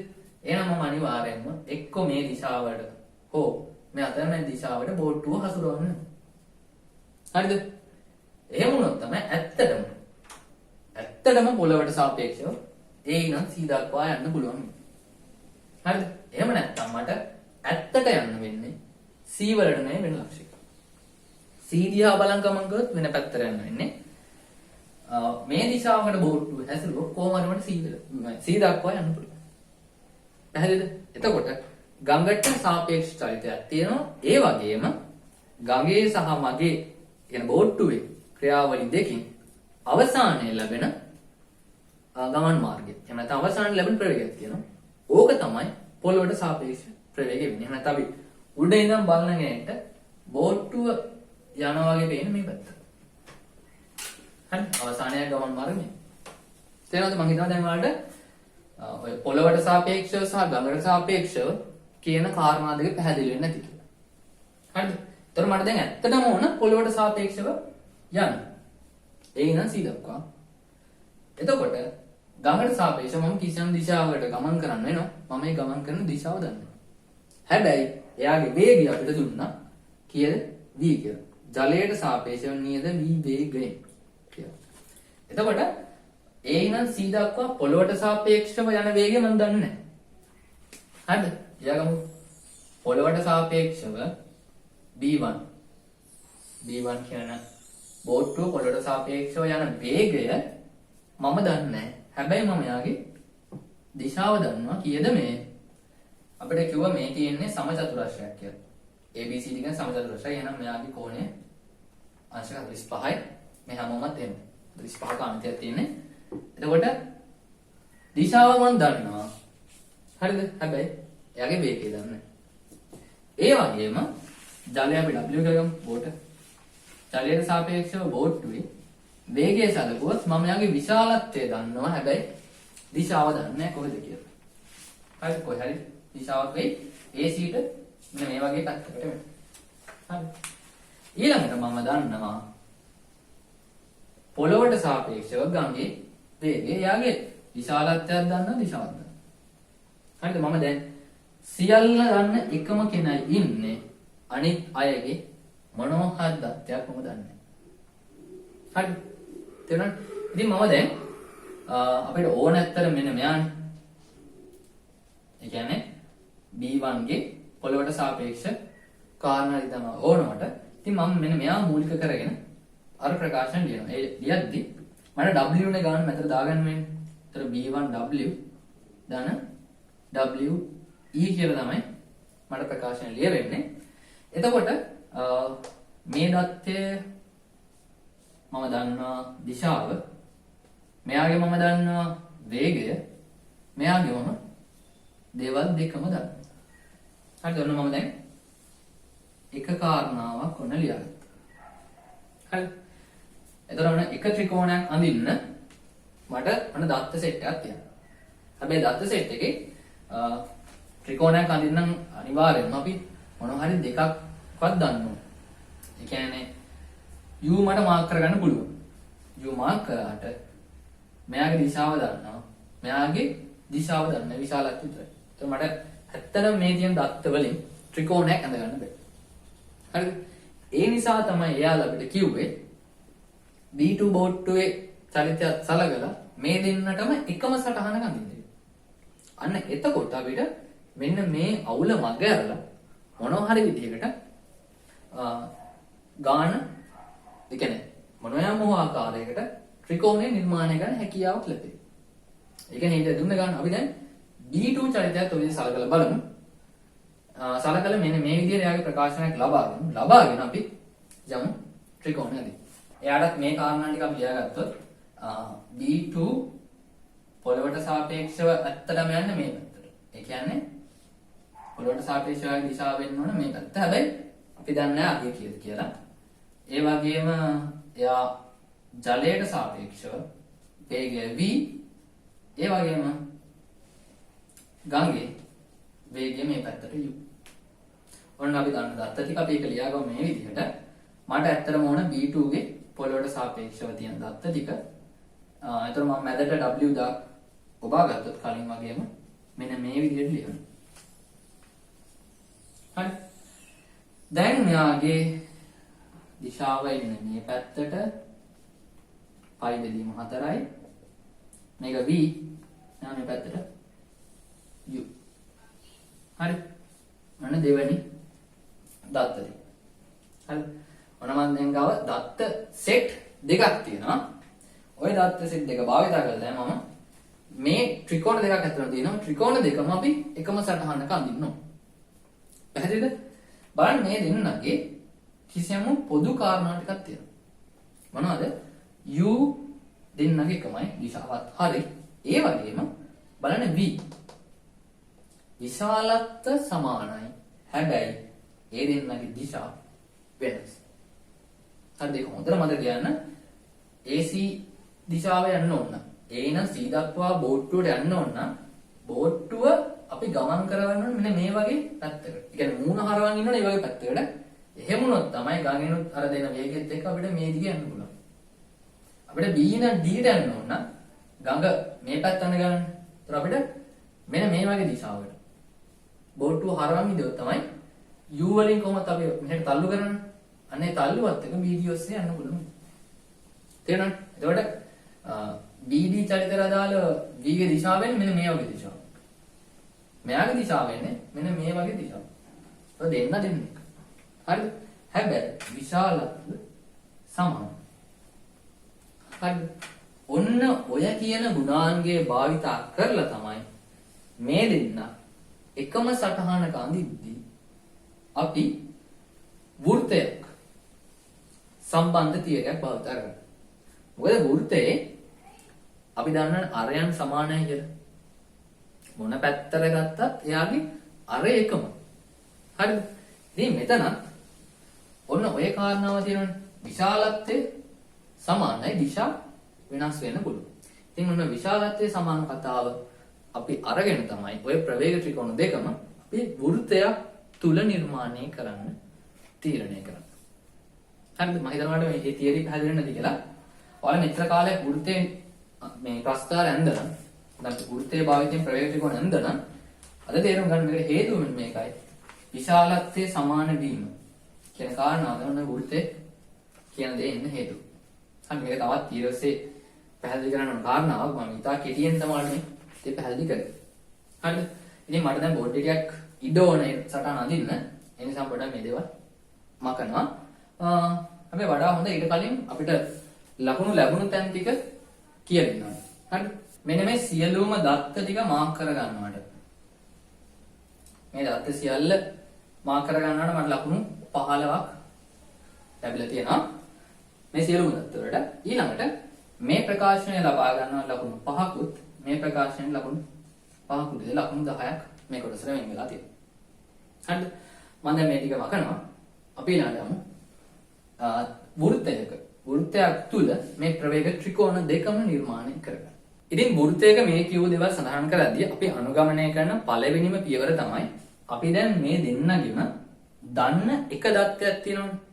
සියල්ල දන්න එක දත්තයක්. මොකද්ද? මෙන්න මේ u. නැත්නම් ගංගේ වේගය. දිශාව දන්නවා, විශාලත්වය දන්නවා. ඔන්න ඔය කෙනා මාක් කරගන්නේ තමයි මුලින්ම කරන්නේ. අපිට දත්තයට දුන්නා මෙන්න මේ v ට වඩා මේ u කුඩායි කියලා. මොකද ඇත්තටම ගඟේ වේගයට වඩා බෝට්ටුවේ වේගය විශාල නොවුනොත් මට ඇත්තටම මම හිතන තැනට යන්න බෑ. ඒතර මට යන්න වෙන්නේ ගඟ අපි වරන් යන තැනට. ඒ ගඟේ වේගය විශාලයි. ගඟේ ප්‍රබලතාවය වැඩි. ඒ නිසා එහෙම වුණොත් ගඟ කියන තැනකට තමයි මට යන්න වෙන්නේ. හරිද? මට ඕන තැන මට යන්න බෑ.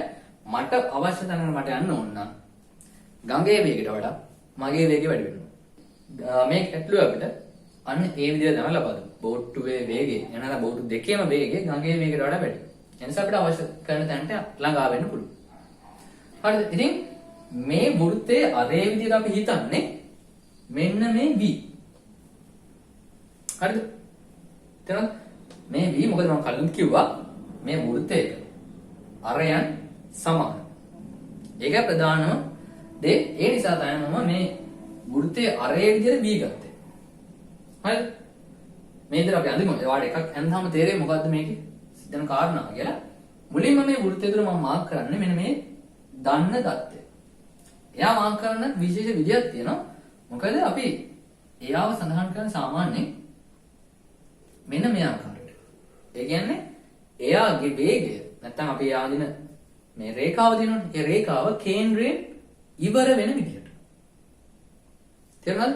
කේන්ද්‍රයෙන් ඉවර වෙන විදියට.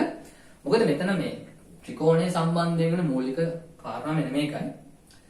දැන් හිතන්නකෝ මේ විශාලත්වය සහ යාගේ දිශාව අපි ත්‍රිකෝණයේ කිසියම් පාදයකින් නිරූපණය කරාම අනිත් පාදයේ තියෙනවනේ. මේ තියෙන කෙනා යාගේ විශාලත්වය සහ දිශාවෙන් ත්‍රිකෝණ අනිත් පාදයේ අපි මෙහෙම සඳහන් කරොත් මේ දෙන්න යා කරන්න මට ඕන කරන රේඛාවක්.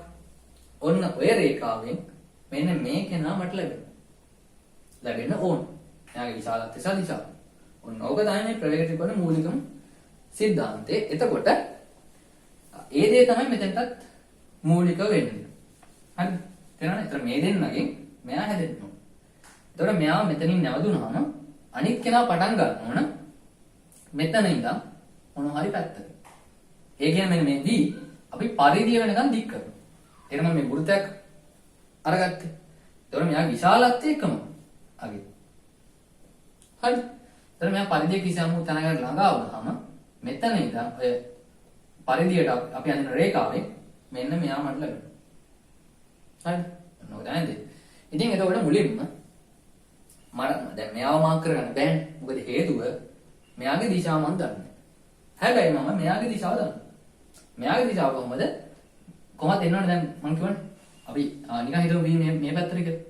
v මේ පැත්තට කියලා මම මාක් කරොත් මෙතන සහ මෙතන යා කරන රේඛාවෙන් තමයි මෙන්න මෙයා මට ලැබෙන්නේ. හරිද? විශාලත්වය දන්නොත් මගේ දිශාව දන්නවනේ. ඒ නිසා මෙයාගේ දිශාවෙන් මෙන්න මේ දිශාවෙන් මට එන්න ඕන 5 බෙදීම 4න් v b1 e. හරිද? තේරුණාද? එතකොට මම මේක ඇඳට අපි මුලින්ම අඳින්නේ මෙන්න මේ. හරි? මම වඩ මේක ඇඳේ වෙන විදිය පෙන්නන්න නෑ. අපි ඇත්තටම කරන්නේ මුලින්ම u මාක් කරා. ඊළඟට මට පුළුවන් මෙයා මාක් කරගන්න. අපි ආගේ දිශාව දන්නවනේ. ඒ දිශාව දිගටම දික් කරගෙන යනවා. අඳගෙන යනවා අපි පරිධිය හම්බෙනවා.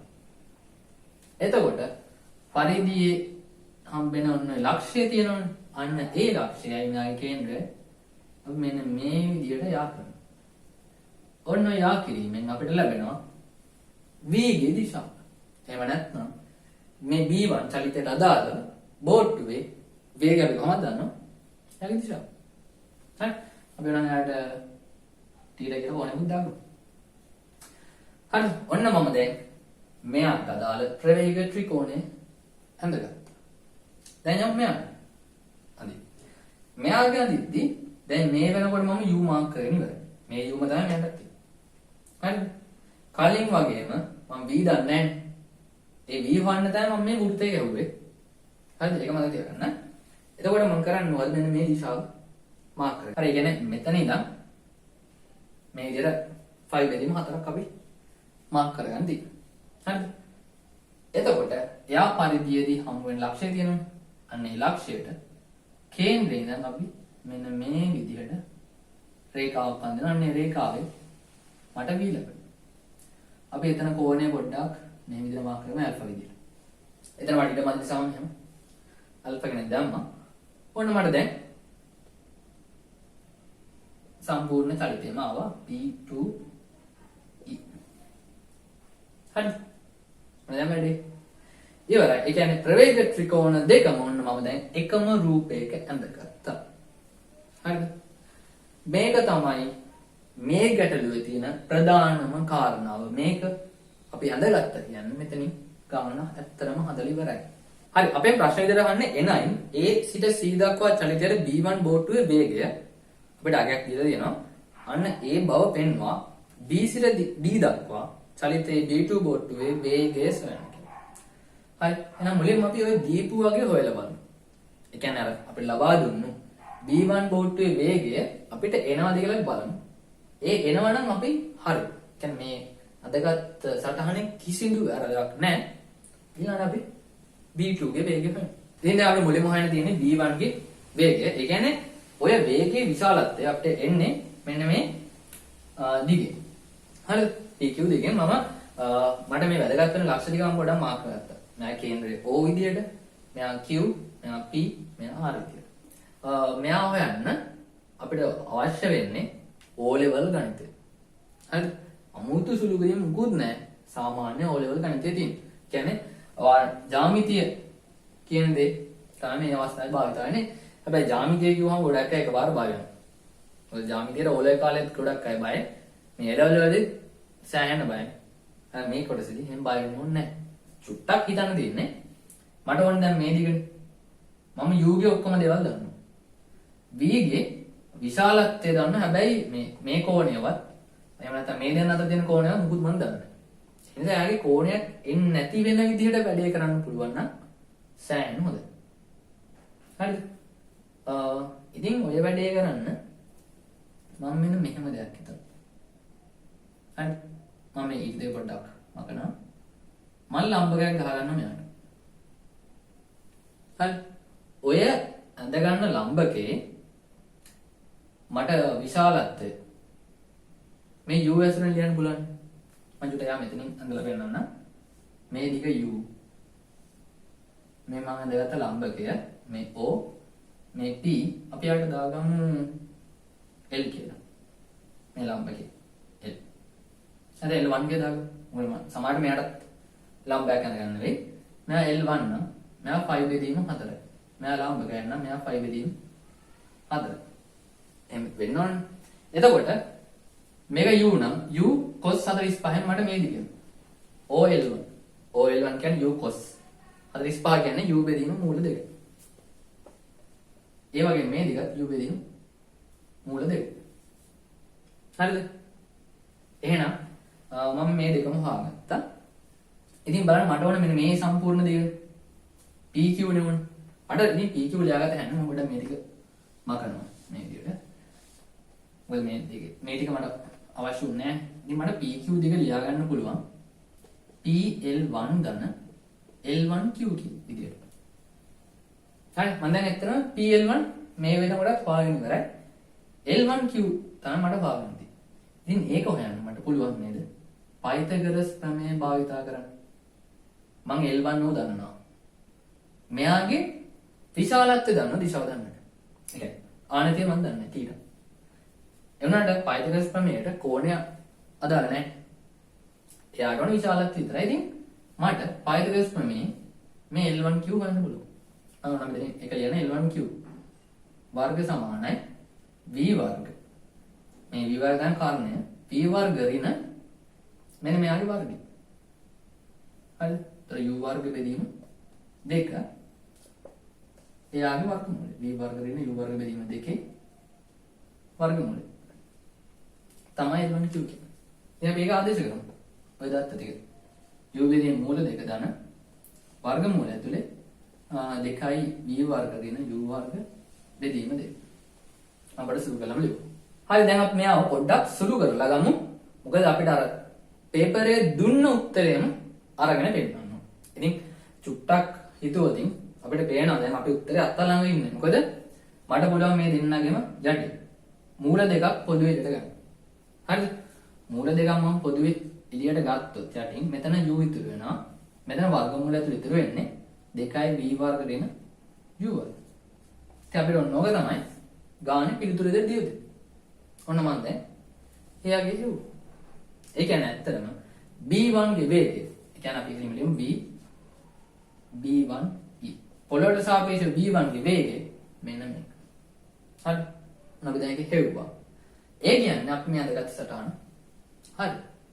අපිට දැන් තියෙන ඔය ක්‍රමවේදයේ ඔස්සේ මේ මෙන්න මෙයාව හොයාගන්න. ඒ කියන්නේ මෙන්න මෙයාව PR කියන දිග හොයාගන්න තියෙන්නේ. හරි ඊළඟට අපිට තියෙන්නේ පොළොවට සාපේක්ෂව B2 ගේ වේගය හොයාගන්න. එහෙම නැත්නම් PR දිග හොයන්න තමයි අපිට ඊළඟට තියෙන්නේ. ඉතින් ඔය වැඩේ කරන්න කලින් දේම භාවිත කරන්න පුළුවන්. හැබැයි ඊට වඩා ටිකක් වෙනස් ආකාරයක් මේ වෙලාවේදී භාවිත කරන හොඳයි කියලා හිතනවා. මොකද කලින් අපි හෙව්වේ මෙන්න මේ විශාලතම පාදය. හරිද? දැන් මට හොයන්න තියෙන්නේ විශාලම පාදය නෙමෙයි. එයා V. මට හොයන්න තියෙන්නේ මේ කුඩා පාදය. ඒ නිසා මේ අවස්ථාවේදී අර කලින් කරපු විදියම කලින් කරපු විදිය සුළු කිරීම කරනවට වඩා වෙනත් විදිය සුළු කිරීම කරන එක ලේසි කියලා මට හිතෙනවා. මම මේ සටහන පොඩ්ඩක් මෙතනින් අඳ ගන්නවා. හරිද? වඩාත් පැහැදිලිව පේන්න. ඉතින් මෙතන තියෙන්නේ P, මෙතන තියෙන්නේ R, මේ O. ඒ වගේ මෙතන කොහොමද ආන්සර් 45යි. ඉතින් මට පුළුවන් නේද මෙහෙම දෙයක් කරන්න. මම මෙයා මේ දේ දික් කරලා මෙන්න මේ දේ ලම්බ ගන්න නිර්මාණය කරගන්නවා. මෙයා U, මෙයා V. හරි. ඉතින් බලන්න මෙයා 45 න මැත් 45 න කොහොමද? එතකොට මට මේ PR දිග බලන්න මට ලියන්න පුළුවන් නේද? මේ මෙතන අපි නාමයක් දාගමුකෝ L2 කියලා. අතන L1 ගත්තා මෙතන L2. හරි. ඉතින් මට පුළුවන් නේද මෙහෙම කරන්න? මෙයා U නම් මෙයා 45යි නම් PL2 කොහොමද අපි දන්නවා? PL2 U බෙදීම මුල දෙක. කියන්නේ U cos 45. ඒ වගේම මට OL2 ලියා ගන්න පුළුවන් නේද? U බෙදීම මුල දෙකකට කියන්නේ U sin 45. තර OL2 දන්නවා V දන්නවා මට පයිතගොරස් ප්‍රමේය භාවිතා කරලා RL2 ලියා ගන්න පුළුවන්. ඉතින් ඔය RL2 කියන්නේ PR දන PL2. තේරෙනවද? මේ දිග ලියදැක් මේ දෙන්නගේ එකතු. ඔච්චරයි. මේ මුළු දිග මට මේ දෙන්න භාවිතයෙන් ලියන්න පුළුවන්. ඊට අසරයි. හරි ඉතින් එහෙම ලියුවොත් මුලින්ම අපි මේ දිග හොයාගමු. RL2 සමානයි V වර්ග තමයි කාරණේ V වර්ග ඍණ U වර්ග බෙදීම දෙකේ වර්ගමූලය. එතකොට PR ලැබෙනවා. PR කියන්නේ RL2 ඍණ PL2. හරි දැන් ඉතින් පොඩ්ඩක් නෑ සුළු කරන්න තියෙන්නේ. සුළු කරාම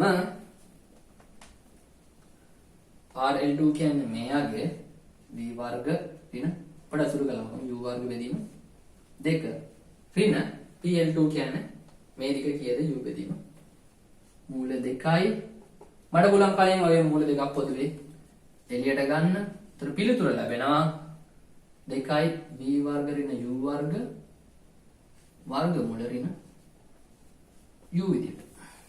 හරි ඔන්න ඔක තමයි පිළිතුර. එහෙනම් අපිට කිව්ව ප්‍රශ්න දෙකම හරි. අපි දැන් යමු ඊළඟ ප්‍රශ්නයට. හැබැයි ඊට කලින් මේ කොටස් වලට මට ලකුණු ලැබුණ ආකාරය මම පොඩ්ඩක් ඔයාලට කියන්නම්. එකම රූපයක ප්‍රවේග ත්‍රිකෝණ දෙකම අඳිනවට මේ එක ත්‍රිකෝණයකට 15 වෙනවා. එක ත්‍රිකෝණයක 15 බැගින් මේ ත්‍රිකෝණයට මුළු ලකුණු 30ක් මට ලැබෙනවා. හරිද? මේ මුළු ගාණයෙන්ම 30ක්. තේරෙනවද? අපිට කලින් ගාණ ලැබුණේ ලකුණු 50යි. මේ ගානේ මේ ත්‍රිකෝණ දෙකට විතර ලකුණු 30ක් ලැබෙනවා. ඉතින් තේරුම් ගන්න මේ කොටස කොයිතරම් වැදගත්ද කියලා. හරිද? මේ කොටස ලකුණු 30යි. ඊළඟට අපි හෙව්වේ මේ VB1.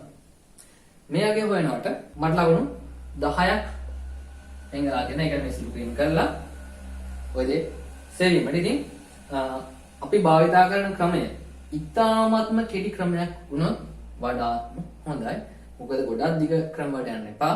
මොකද කෙලින්ම අපිට මේ දේ පහසුවෙන් ලබා ගන්න පුළුවන්. මොකද සරල ගණිතයේදී O level ගණිතය. ඉතින් මේ දේ භාවිතා කරලා ඒ සුළු කිරීමට එන්න.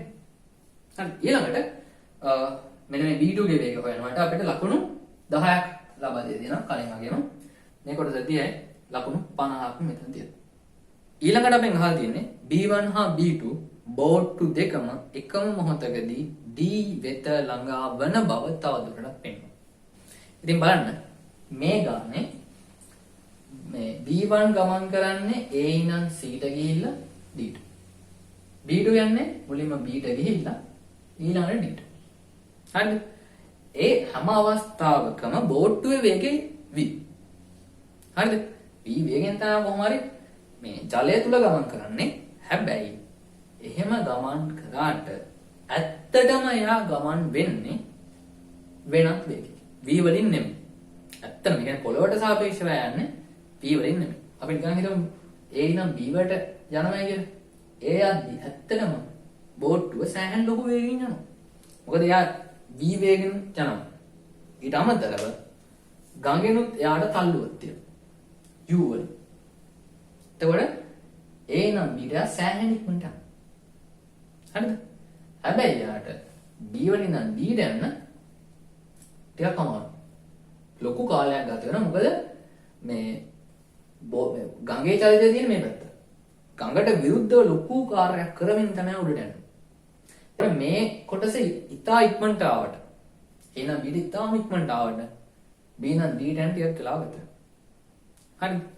ඒ වගේම තමයි B1 බෝට්ටුවට A නම් C ට යද්දි ටිකක් ලේසි. කොහොමද ගඟ පහළ නැන්නේ.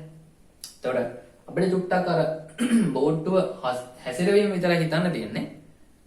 ෂේප් එක C වලට යන්න පුළුවන්. ලොකෝ වල නැහැ. හැබැයි C වලින් නම් D ට යන්න තමයි ලොකු මහන්සියක් දරන්නේ. මොකද සම්පූර්ණයෙන්ම ගඟට විරුද්ධව. දැන් B නම් D ටදී සම්පූර්ණයෙන් ගඟට විරුද්ධව නෙමෙයි යන්නේ. ටිකක් ගඟට විරුද්ධව යන්නේ. හරි. හැබැයි C නම් D ටදී අපි සම්පූර්ණයෙන්ම ගඟේ ප්‍රතිරෝධයට විරුද්ධව දුගම් බලන්න අපි පිනන. හරි. ඒක අමාරුයි. ඒ නිසා යාට C නම් D දක්වා යන්න තා අධික කාලයක් ගත වෙනවා. කොහොමද අවසානයේදී කාලයන් දෙක සමාන එකට පෙන්වන්න තමයි අපිට තියෙන්නේ. තේරුණාද? ඉතින් ඔය වැඩේ කරද්දී අපිට ඕනේ වෙනවා. දැන් මෙතනින් පස්සේ වැඩේ කරන්න මාල් ලේසි. හරිද? මොකද A නම් B දක්වා යන්න මම දැනටම මේ වේගය හොයාගෙන ඉවරයි. මොකද v ධන u. ඒ වගේම c නම් d දක්වා යන්න මම වේගය හොයාගෙන ඉවරයි. මේ පැත්තට වේගය v ඍණ u. හරි. අපිට මේ හොයාගත්ත දත්ත දෙක තියෙනවනේ. ওই දත්ත දෙක මට හොයාගන්න කිව්වේ මෙන්න මේ දැන් ආව ප්‍රශ්නෙට උත්තර දෙන්න. හරි. AC A නම් c දක්වා යන වේගෙත් මම දන්නවා. ඒ වගේම b නම් d දක්වා යන වේගෙත් මම දන්නවා. ඔය වේග දෙකම දන්නම නම් ගතවන කාලය හොයන එක ලොකු දෙයක් නෙවෙයි. මොකද මේ හැමෝගෙම මම දුරවල් දන්නවා. හරිද? අපි දන්නවා ඉතින් S = UT කියලා සමීකරණය. ඒ සමීකරණේ දුර දන්නවනම් u දන්නවනම් කාලය හොයන එක ඉතා පහසුයි. ඔච්චරයි තියෙන්නේ. ඉතින් කාලයක් හොයන්න මට ඕන වෙන්නේ S = UT කියන සමීකරණය. හරිද? මේ සාපේක්ෂ ප්‍රවේගවලදී ඉතින් මේ හැමෝගෙම දුරවල් මම දන්නවා. ඒ වගේම මම මේ හැමෝගෙම කාලය වේගයෙන් හොයාගෙන ඉවරයි. හරිද? ඉතින් කාලයන් 4 හොයමු. හොයලා එකතු කරලා බලමු සමානද නැද්ද කියලා. මුලින්ම B1 බෝට්ටුවට අදාළ කාලයන් ටික අපි හොයාගෙනමු. ඊට පස්සේ B2 ගේ කාලයන් ටික හොයලා බලමු සමානද කියලා. හරි. මුලින්ම B1 බෝට්ටුව යන්නේ A ඉඳන් C දක්වානේ. හරි. ඔන්න A ඉඳන් C ට. S = UT සමීකරණය දැම්මොත් මට ඕන A නම් C ට තියෙන දිග. හරි. ඉතින් ඒ දිග හොයාගන්න අපිට දුන්න දත්තයක් මොකද්ද? මේ ගඟේ පළල සිම්පල් ලේඛියද. ඒ වගේම අපිට කිව්වා මේ ABCD කියන්නේ සමචතුරස්‍රය. එහෙනම් මෙහෙන් අපි ලියගමු AB දිග සිම්පල් A වගේම අනිත් හැමෝගෙම දිගවල් A වෙනවා. එතකොට AC දිග ලැබෙන්නේ අනිත් පැත්තට. ඒ කියන්නේ AB මම කලින් තුවාට කියද්දී AB sec 45. හරිද? එහෙම නැත්නම් අපි ගමු AC cos 5 බෙදීම 4න් තමයි AB දිග මට ලැබෙන්නේ. හරි AB දිග සිම්පල් A cos 45 කියන්නේ 1 බෙදීම මුල 2යි. AC. හරි. ඒතර AC එන්නේ මූල 2යි AB දිග. හරි. ඔන්නම තමයි සුළු කිරීම සිද්ධ වෙන්නේ. එහෙම නැත්නම් මේව සුළු කර කර නම් ඉන්න එපා. සුළු කිරීම වලට පෙන්නවට එකපාරෙන් ගන්න AB sec 45. sec cos කර්ණයෙන් ඉඳන් ගියොත් තමයි cos හෝ sin වෙන්නේ. කර්ණයට යද්දී එයා sec හෝ cosec වෙන්න ඕන. හරිද? කොහොමද දැන්? මූල 2යි A. වේගය අපි හොයාගත්තා. කීයද? 1 බෙදීම මූල 2යි u ධන වර්ගමූල ඇතුලේ 2යි v වර්ග ඍණ u වර්ග. දැන් මට ගන්න ඕන කාලේ TAC කියලා දාගන්න. TAC මට ලැබෙනවා මූල දෙකෙන් දැමම 2යි 2යි a බෙදීම මෙන්න මේ පත් ටික u ධන වර්ගමූල 2යි v වර්ග ඍණ u වර්ග. හරිද? ඊට පස්සේ අපි යන්නේ c නම් b ට. හරි c d ට ඔය වගේම s සමානයි ut දාමු. දැම්මොත් මට ලැබෙන මේ දිග a ගතවන වේගය v ඍණ u අපි කාලය ගමු tcd කියලා. එතකොට tcd මට ලැබෙනවා a බෙදීම v ඍණ u. හරි. එතකොට මුළු කාලය. හරි. ඒක අපි ගමු tb1 කියලා. මුළු කාලය මට ලැබෙනවා a බෙදීම v ඍණ u ධන 2යි a බෙදීම u ධන වර්ගමූල ඇතුලේ 2යි v වර්ග ඍණ u වර්ග. හරි වෙනවා. නැති කාලේ හෙව්වා. ඔය විදිහටම තමයි මට මෙයා හොයන්න තියෙන්නේ. එතකොට අපි ඉක්මනටම ගමු AB මම සමීකරණ දාලා ඉන්න S සමාන UD කෙලිම ලියන්න TAB මට ගන්න පුළුවන් ඔය විදිහටම මේ පැටර්න් එකම A බෙදීම V ධන U කියලා. හරිද? ඒ වගේම BD චලිතයට අදාළව TBD කාලය මට ගන්න පුළුවන් 2යි A බෙදීම වර්ගමූල 2යි v වර්ග ඍණ u වර්ග ඍණ u විදියට. හරි. මොකද මෙහෙම දෙයක් කියනවා ගණිතේ එකම දේ නැවත නැවත අපි කරන්න අවශ්‍ය නැහැ. මේ පැටර්න් එක නිසා මේ රටාව නිසා මට මේ දෙන්න දිහා බලාගෙන මේ කාලයන් ගන්න පුළුවන්. හරි. ඔයාලත් පේපර් එකේ මේ විදිහට ලියුවා කිසිම අවුලක් වෙන්නේ නැහැ. එකම දේ නිසා මොකද මම එකපාරක් නේද සඳහන් කරලන්දී මේ සිද්ධ වෙන එකේදී මට B2 ගේ මුළු කාලය ලියන්න පුළුවන්. A බෙදීම v ධන u ධන 2යි a බෙදීම වර්ගමූල 2යි v වර්ග ඍණ u වර්ග ඍණ u. හරි. මම දැන් කාලයන් දෙක හෙව්වා. හැබැයි මේ දෙන්නගේ සමානතාවයන් නම් මට පේන්නේ නැහැ. හරිද? ඉතින් මම දැන් මොකද්ද මේකට කරන්නේ? ඉතින් අන්න ඒ සඳහා මට මෙන්න මේ විදිහේ දෙයක් භාවිතා කරන්න පුළුවන්. මොකද්ද? අපිට එයාලා කොහොමද ගානේ කියවනේ එකම කාලයක් බව වෙන්නන්න කියලා. හරිද? ඒ කියන්නේ මේ TB2 TB1 කියන දෙන්න සමාන වෙන්න ඕන. හැබැයි බැලුමට මේ දෙන්න සමාන වගේ පේන්නේ නැහැ. මොකද මේ පොදු හරයන් වෙනස්. හරිද? ඒ නිසා සමාන වෙන්නේ නැති උනට බැලුමට එහෙම දෙයක් පේන්නේ නැහැ. එතකොට මෙයා තවදුරටත් සුළු කරා කියලා මම හිතන්නේ ලොකු දෙයක් අපිට ගන්න පුළුවන් මේ කියලා. මේ දේ කරන්න හොඳම විදිහ මෙන්න මේක. මේ දෙන්න සමානයි නම් මේ දෙන්නගේ වෙනස සලකුවොත් මේ කාලයන් දෙකේ අන්තරය බිඳුව වෙන්න ඕන. හරි. දැන් බලමු මේ දෙන්නගේ අන්තරය බිඳුවක් වෙනවද කියලා. බිඳුවක් වුණොත් එහෙනම් කාලයන් දෙක සමානයි. හරි. ඒක තමයි මේ අවස්ථාවේ අපිට භාවිතා කරන්න හොඳම ක්‍රමවේදය. ඉතින් මේ දෙන්නගේ අන්තරය මම මෙන්න මේ ආකාරයට ලියාගත්තා. ඒ ලියාගනිද්දි මෙන්න මේ පද දෙක මට සුළු කරන්න ලේසියි. ඒ දෙන්න මම එකටත් මේ දෙන්න මේ විදිහට එකලාට තරම ලියාගත්තා. මම සුළු කරන්න ලේසි. සුළු කරද්දී පොදුවේ මට මේ දෙන්නගෙන් A පදයක් ගන්න පුළුවන් එළියට. ඒ ගණිතය බලන්න මේ දෙන්න පොදු හරය ගත්තොත් වර්ග දෙකක අන්තරයක් මට හැදෙන්න. ඒතර v වර්ග ඍණ u වර්ග මෙතනට එනවා v ඍණ u. මෙතන ඍණ මේ පද දෙක v ඍණ u. මොකද ඍණක් ගුණ වෙන්න ඕනේ. එතන මේ v ට v කැපෙනවා. උඩ ඉතුරු වෙන්නේ ඍණ 2i u විතරයි. හරිද? එහෙනම් මෙයා මල්ලිය දැන් 2i ඍණ 2i au බෙදීම v වර්ග ඍණ u වර්ග. හරි. ඔන්න මෙයා ටිකක් මම සුළු කරගත්තා. ඊළඟට සුළු කරන්න තියෙන මෙයා. බලන්න මෙයාගේ වර්ග දෙකක අන්තරයක් තමයි යට තියෙන්නේ. හරිද? එතකොට කලින් මගේම 2i පොදු එළියට ගත්තොත් මට යට හැදෙන්නේ මේ පදයේ වර්ගය ඍණ මෙයාගේ වර්ගය. මේ පදයේ වර්ගය කියන්නේ 2i v වර්ග ඍණ u වර්ග. ඍණ මෙයාගේ වර්ගය u වර්ග. හරිද? මට දැන් ප්‍රශ්නයක් ආදී වර්ගමූලෙ අයින් වෙලා යනවා. එතකොට මේ පදයේ උඩට එනවා ඍණ මේ පදේ. හරිද? එතකොට කලින් වගේම මෙයාට මෙයා සුළු වෙලා යනවා. මෙතන ඍණයි මෙතන ඍණයි ධන u ධන u කියන්නේ 2i u. හරි?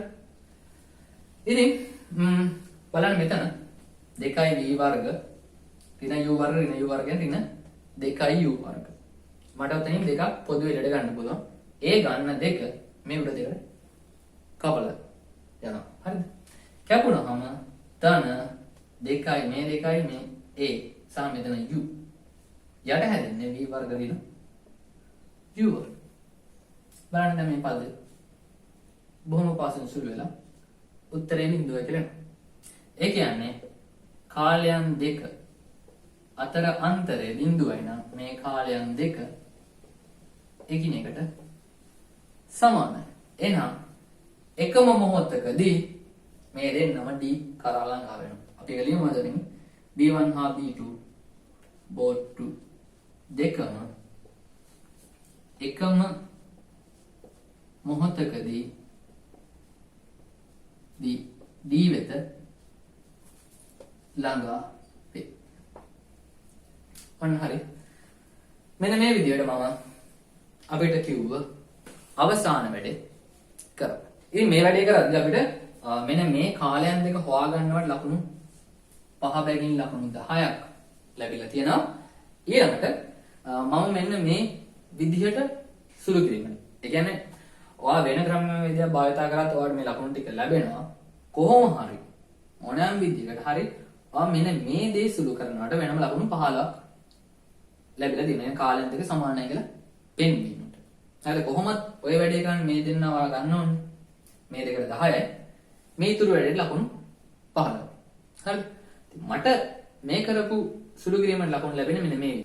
මුලින් මේ පෙළියට ලකුණු 5යි. ඊළඟට මෙන්න මේ සුළු කිරීම වලට ලකුණු 5කුත් අවසානයේ මේ පිළිතුරු ලබා ගැනීම ලකුණු 5කුත් ලකුණු 15ක් මේ කොටස ලැබෙනවා.